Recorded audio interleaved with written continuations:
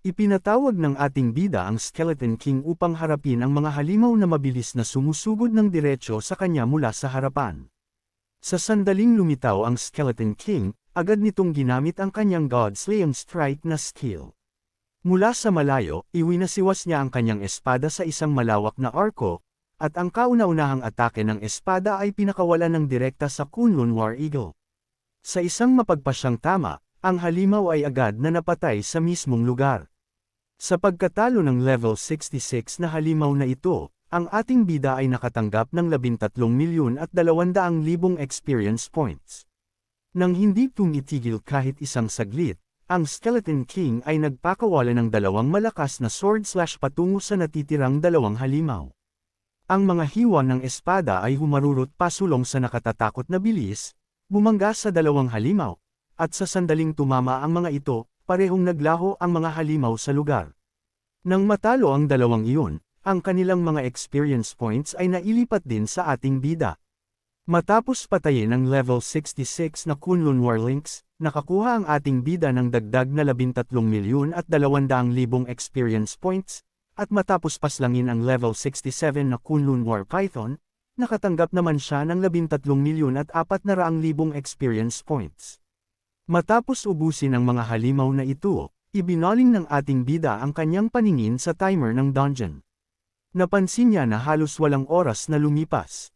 Sa pagkakita rito, nabulong niya ng may tunay na pagkamangha, ang Skeleton King ay sadyang napakalakas. Laban sa mga halimaw na ito ay laging isang iglap na kamatayan. Ang labanan ay nagiging mas matindi, at ang mga bakas ng bakbakan ay umakit sa atensyon ng iba pang mga halimaw sa loob ng dungeon.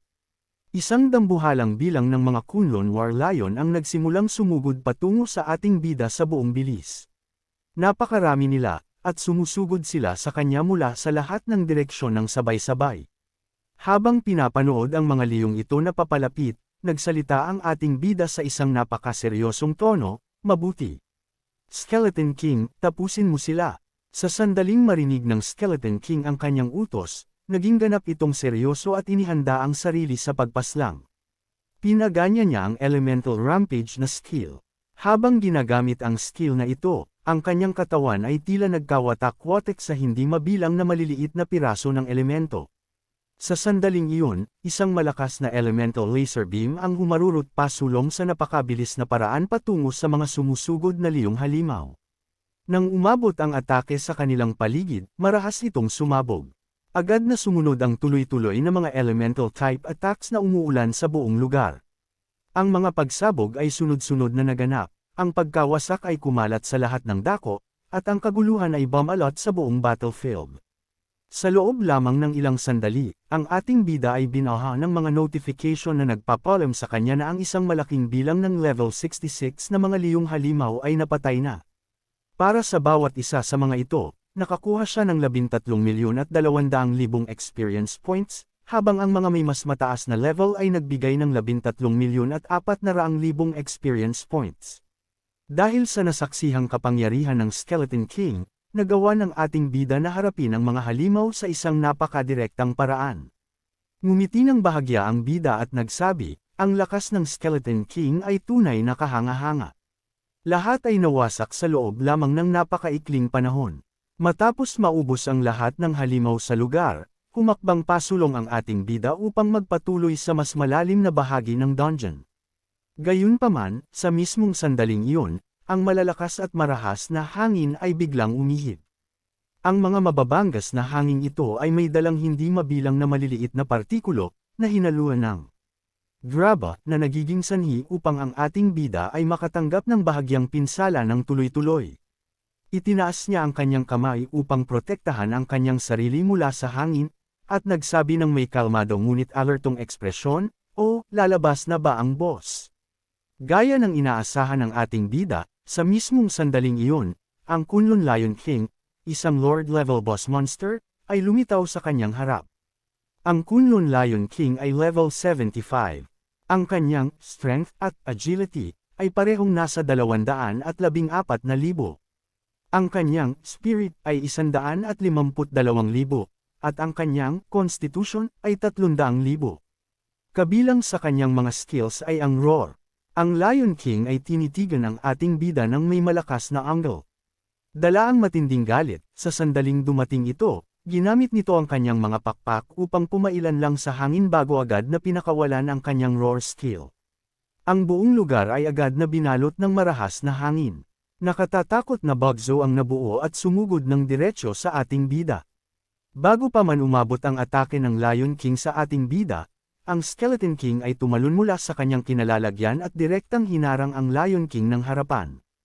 Ang Lion King, nang makita ang Skeleton King, ay hamampas gamit ang kanyang mga kuko at ibinuka ng malawak ang kanyang mga panga, na direktang kumagat sa dibdib ng Skeleton King.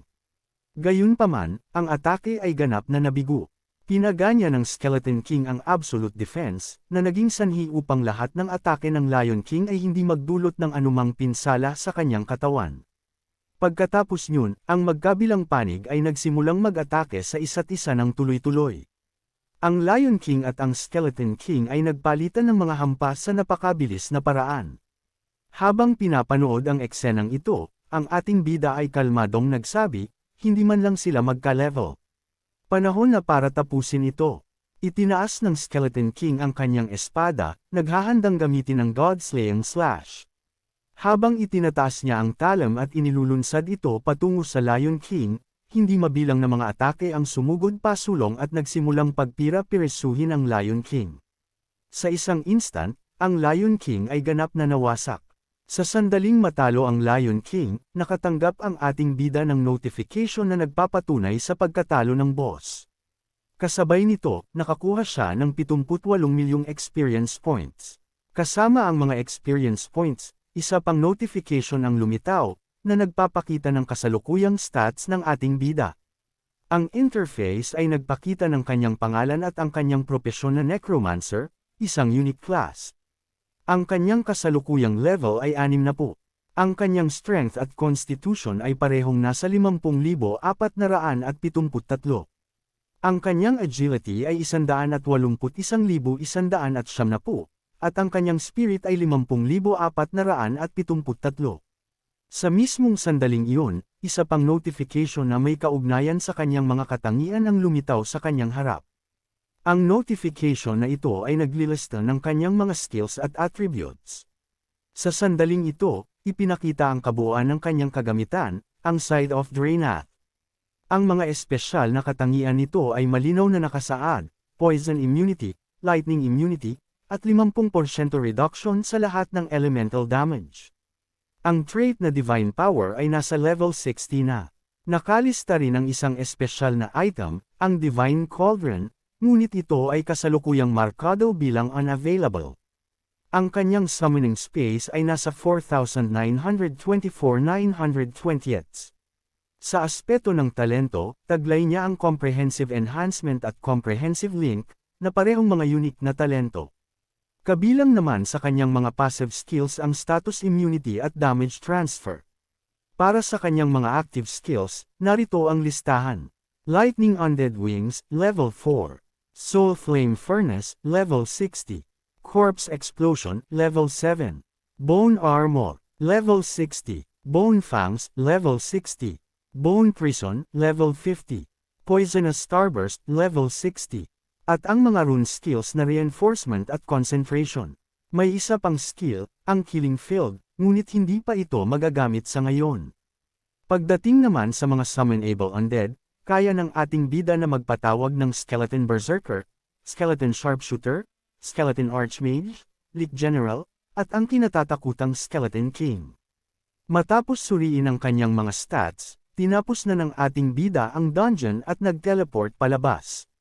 Sa sandaling lumitaw siya sa labas, seryoso niyang sinabi, ang experience dito ay tunay na sagana. Dito muna ako magpo-focus sa pag-level ng ilang sandali. Humarap siyang muli sa portal ng may kapanatagan. Ang mga tao sa labas ay nakatitig sa kanya, natulala at bumubulong sa gulat nang makilala nila siya bilang si General Lin. Sa harap ng kanilang mga mata, muling pumasok ang ating bida sa dungeon. Agad na nagkagulo ang mga tao. May sumigaw, mali ba ang nakita ko? Pumasok ulit si General Lin. Isang babae ang nagsabi, kung hindi ako nagkakamali, hindi ba't kapapasok lang niya kanina? Dagdag ng isang lalaki, Oo, mukhang lumabas siya sa loob ng wala pang 30 minuto. Sabi naman ng isa pa, kahit bumuo tayo ng buong team, inaabot tayo ng higit 10 oras para matapos ang dungeon na iyan. Pero si General Lin, kinaya itong ay solo ng wala pang kalahating oras. Samantala, lumipat ang kwento sa kinaroroonan ni Ming at Bai. Dumating si Yan Guangsheng na may napakaseryosong mukha at tensyonadong tinig. May mali, may masamang nangyari. Agad na lumingon si Bai, anong nangyari? Ano ang problema? Sagot ni Yan Guangsheng, nawawala ang The Emperor. Nagkatinginan sina Bai at Ming sa sobrang gulat. Bahagyang pinawisan si Bai at hindi makapaniwalang nagtanong, nawawala ang matanda. Nagpunta ka ba sa Creation God Island? Dagdag ni Ming, hindi aalis ang matanda sa isla ng ganoon kadali. Sagot ni Yan Guangsheng, nagpunta ako roon, pero hindi ko siya mahanap. Kinakabahang sinabi ni Ming, mukhang may nangyaring labas na sa ating inaasahan. Kailangan nating kontakan si Zhang Yi. Ang balitang ito ay hindi dapat kumalat sa anumang paraan.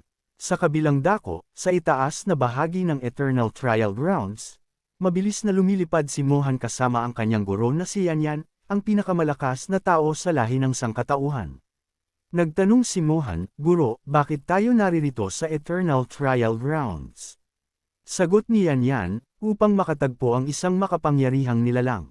Lumapag ang dalawa sa harap ng dragon na si Antares. Magalang na bumati si Yan, Antares, ang yan ng lahi ng tao ay bumabati sa iyo. Namangha si Mohan sa aura ng dragon. Nagsalita si Antares sa seryosong tono, matandang hanggal, buhay ka pa pala. Bakit ka naparito sa kabila ng rejection force ng lugar na ito? Tumawa si Yan, hindi pa tapos ang ating transaksyon. Paano ako mangangahas na mamatay? Nagtanong ang dragon, ibig bang sabihin ay nahanap mo na ang Dragon Pearl? Inilabas ni Yan ang isang nagniningning na kahon.